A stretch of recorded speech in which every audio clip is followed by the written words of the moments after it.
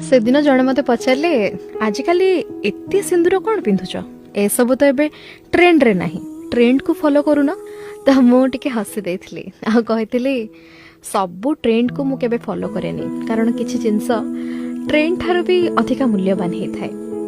सिंदूर मो पाई केवल मथारे लगी लाल रंग नुहे यह सही मुहूर्तर साक्षी जितेबाला जड़े बापा निज जीवन सबुठारु मूल्यवान संपद जमीक झील को अन्य एक परिवार हाथ में भरसार सहित समर्पण कर दियंती। से बिंदु और सिंदूर रे लुचि थाए मो बापांकर सारा जीवन जमापुंजी। से मुहूर्त में अनेक स्वप्न अनेक आशीर्वाद और अनेक अकुहा लुह लुचिकी रही थाए। ए सिंदूर से प्रतिश्रुतिर प्रतीक जहाँ दुई जन मनीषों को सारा जीवन पाई परस्पर साथी कर दे थाए। यह दीटा मनीषर मिलन नुहे बरं दीटा परिवार मिलन प्रतीक।